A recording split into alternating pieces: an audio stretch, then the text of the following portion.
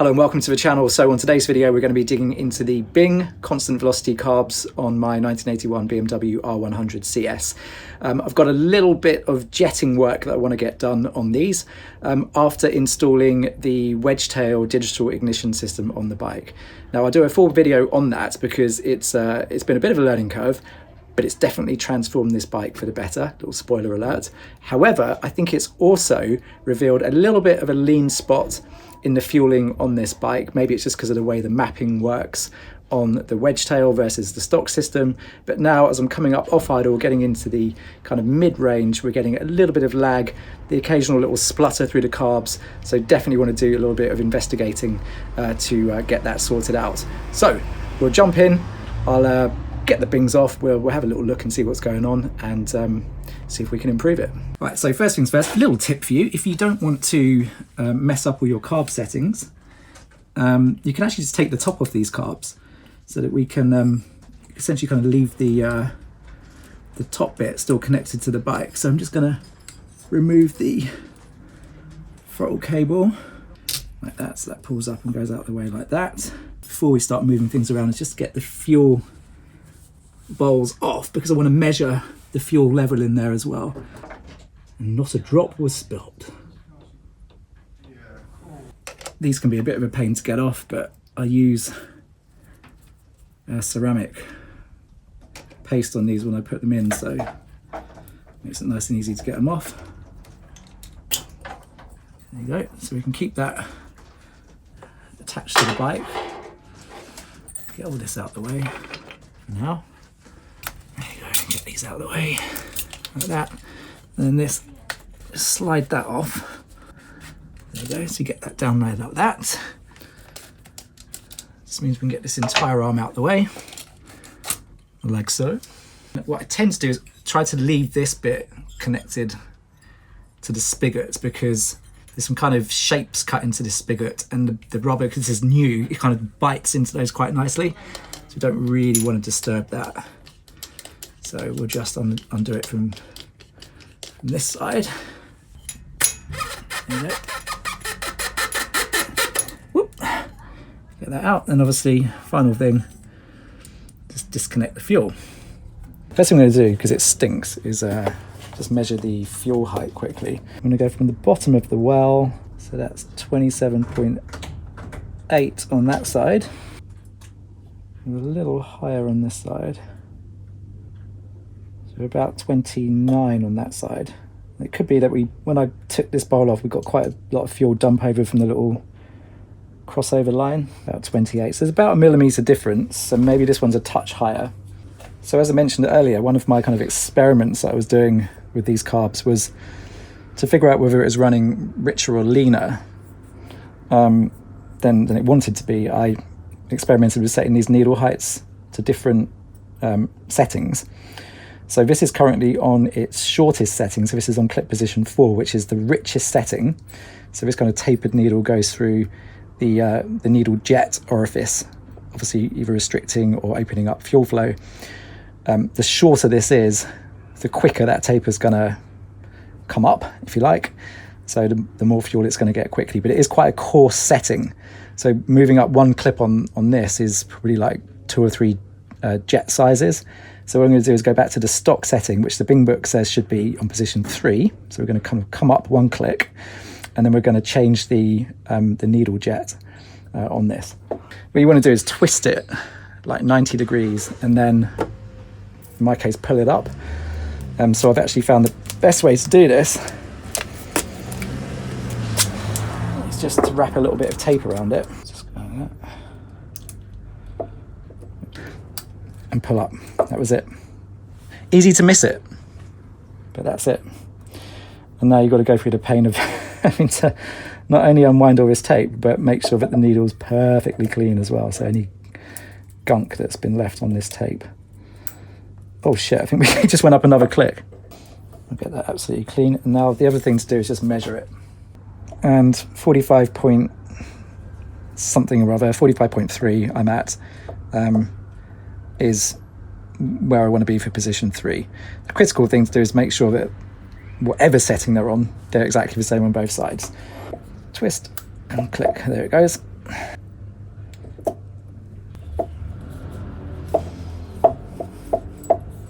Check your diaphragms, make sure there's no holes, make sure there's no tears, make sure it's all buttoned down nicely onto here. And these are pretty new, so I know these are all in pretty good nick, so that's all good. This should be identical to the other side. So what we actually want to do then is change the needle jet itself. So this is currently running a 2.66 millimeter jet. I'm going to go up to a 2.68 millimeter jet. Check me out. So that sits inside this stack here. So the way that these carbs work, we have our kind of main jet and needle jet in this stack here. We've got our pilot jet, which is in there, and then we've got our air screw, not air screw, our fuel mixture screw there, and then a vacuum screw there. That's for checking your carb balance and things like that. I was recently in these carbs actually, because I've replaced these throttle butterflies here, because when I first kind of took them apart, they were not perfectly aligned. You could see quite a big kind of crescent of light through here. So you can see here when I open the light, you can actually see the holes through here. So we've got here, I think this one right here, so it's a little difficult to show you, is the that is the idle fuel. So basically when the throttle is closed, that little hole there is the only fuel that the bike's going to get. So obviously adjusting that screw there, is a little taper on the end of that screw. That's going to govern how much fuel can come through that little hole just there. This is your enricher circuit here, so you can see the size of that hole, see how much fuel your enricher dumps through. So that's a go. And obviously as you come off of idle, so you can see just there where the butterfly opens, there's these two little holes, tiny little holes, just there where my finger is, two tiny little holes. That's the transition circuit. So it still runs off of the pilot circuit, but that just gives it an extra little blast of fuel as we're coming up. And then obviously as it opens, we're then on the needle and eventually the main jet, but probably not all that often on the main jet. So my kind of theory is that the bike loves to run really lean on the idle circuit. So the kind of leaner we can get this setting, the better. So kind of the less fuel that's coming through on the idle circuit, it seems to be happier. But as we start to transition off, it needs quite a lot of fuel quite quickly to get it going without encountering a bit of a bog down or a bit of a pop or a backfire through being too lean. So yeah, raising the needles helped a little bit. So I think getting that needle back to where it should be and going to a slightly bigger jet could help us out. Let's just take off the main jet. So this is our main jet, and there's a little washer there. So that is currently running a 160, 10 mil on the jet carrier, O-ring on there. Looks good. If we give it a bit of a shake, we should find our needle jet. And there's a little atomizer, emulsifier type thing in there as well. So this is the bit that we're going to be changing. So this is currently running a 2.66 needle jet. So just to kind of show you how this works is when I've got a spare needle here from when we first took the carbs apart. So obviously there's a taper on that needle, and as the slides rise, obviously that taper opens up, revealing more of that little orifice there. So when it's all the way down, it's pretty much closed. And then as it starts to come up, we reveal that orifice, which gives us the fuel. So by going up just a little bit bigger on that orifice, we should have more fuel essentially all of the time. That is our new jet. So I'm going to get that out of the way straight away so it doesn't end up accidentally going back in, and then we'll rebuild this jet stack right now. So the stack itself, when it goes back in, will look something like this. So it will be kind of our emulsifier with the collar pointing up into the venturi, our needle jet, and our jet carrier that sits on there, and then the main jet on top of that. So you can literally just drop it in that order. So that goes in there first. We'll drop those two in. Let's make sure they're kind of aligned. Because that's got an O-ring on it, I'm just going to put this, the faintest of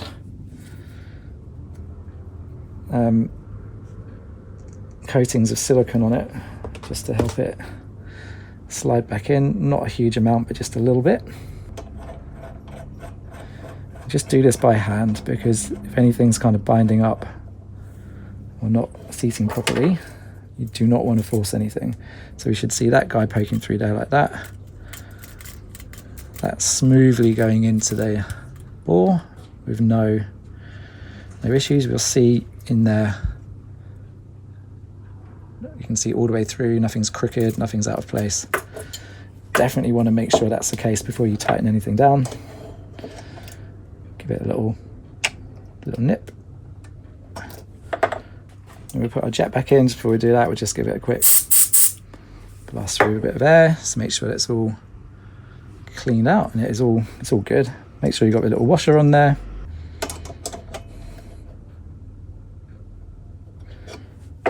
Let's get that tightened down. It's always worth just kind of making sure all your ports and orifices and all that are all cleaned out. If you haven't had your carbs apart for a while, you can get some kind of fishing wire like this. This is 0.4 millimeter fishing wire. Just run it through some of those transition ports and things like that. Definitely don't use anything metal. If you can just confirm it with carb cleaner or air, even better. But I've done mine quite recently, so I don't need to worry about all that side of things. So what we can do now with this one is put the float bowl back on. These are sided as well. So on this side, we have a little hole here for that to go in. If you try and put the wrong side on, that's closed off on that side, so it won't let you. Making sure that it sits nicely on that gasket, otherwise you'll get a wet boot. The only other thing I'm going to talk about quickly are these springs, because I'm doing some experimenting with these springs. So you'll notice that these are the return springs for the slides. So as the slides come up, these govern how quickly that slide is going to rise versus how much vacuum there is in the Venturi, and obviously the return of that slide as well. In later models, they actually changed this spring. So you can see the difference there in the coil, the number of coils, the kind of thickness of the spring. This is from a slightly later Bing. And some people say that putting these in results in a slightly kind of cleaner lift off of idle, just slightly suppresses the slide down in the bore for longer, like giving it more tension, making it a little bit less flighty. I don't know. So I've got these. Now, I'm a big advocate of only changing one thing at a time, so we're going to run it with the new jets and then potentially experiment with these two different springs and see how we get on. Could make a bit of difference. I'm told that this can result in a cleaner off idle. We'll see. Now, again, when you're putting these back in, you just need to be a little bit careful just to make sure that you don't damage anything when you're putting these back in, because you want that needle to cleanly go into the jet. So sometimes it can be a case of just feeling your way around, but you can also see what's happening. If it's not on the bike, this is easier. If it's on the bike, it's a bit harder, but yeah, you just want to make sure. Oh, I'm not holding it in the camera. You just want to make sure that it drops down nice and clean on there. And then there's a little notch in the diaphragm which should line up with a notch in the top of the carb there, so make sure that's all as it should be, and that our slides are kind of square on like that. So that is all good and ready to go back on the bike. Let's do the other one. Check the O-ring, and going in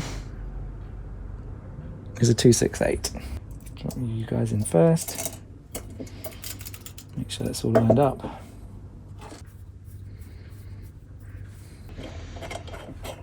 The collar's poking through. The needle jet is all in there as it should be. I'm not going to disturb any of the other jets because I know they're all good. So pilot's in there, don't want to touch that because that seems to be in a happy place at the moment, but it might need some balancing. Float bowl back on. Again, that's all done. Now we just got to put them back on the bike. Right, fuel on. this is a classic place where you might find an air leak, and you really don't want to do that. The other thing to do is just give that a bit of a wiggle. If you notice that this bit starts to move, then it could be that you've got a loose spigot, and that is bad. Opportunity for a bit of a clean up here, and then get that lined up like that.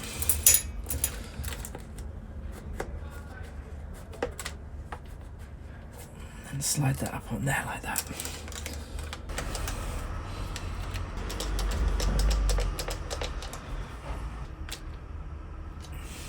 Make sure that's all good. Get your drop your spring in, like so, and then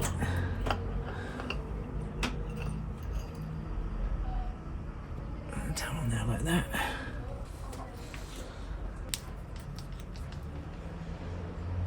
Get our choke assembly back in there for now. Okay.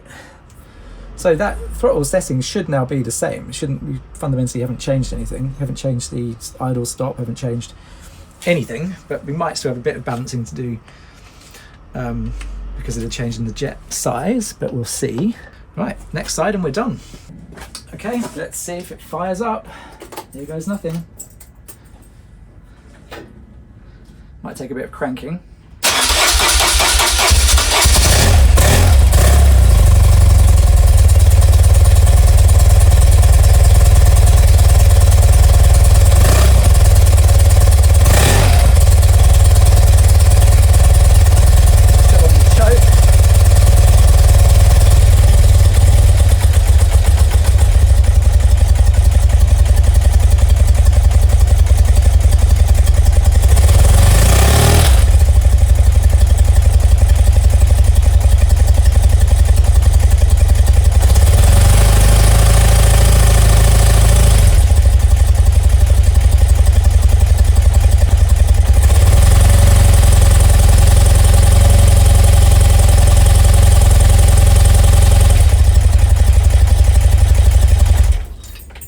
Actually sounds pretty good.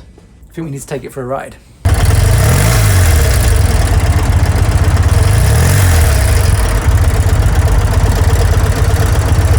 Right, we're just back from a quick ride. Did about 10 miles, has got it nicely warmed up, and what we'll do now is give it a quick carb balance. I'll put you there so you can see what's going on. Hopefully it should be, well, we'll see. Let's see how far out we are.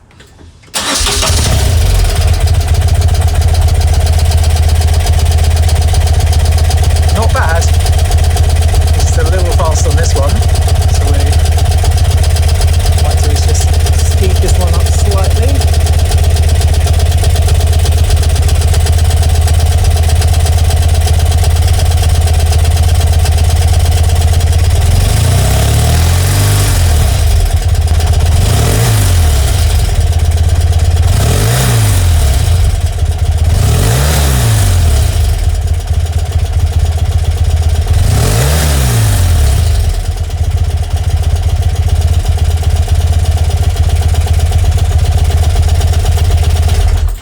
It barely needed anything. Right, so I think we can conclude that that was successful. We've managed to definitely smooth out that fueling in the mid-range. Definitely got it really nice off of idle, just ticks along beautifully. It even, as you kind of saw, started up really nicely cold and ran on the choke. RPM's always a little bit low on these bikes when it's cold, but having been out for the ride, it picked up really nicely, just around 1,000 and a bit. And we've got the carbs nicely balanced now. So all in all, a successful session in the garage. And as I said, I will do a ride review of the Wedgetail. It's definitely worth telling you guys about that if you've got one of these bikes. I think that is something you should potentially look at, but we'll talk about that in the next one. Until then, ride safe.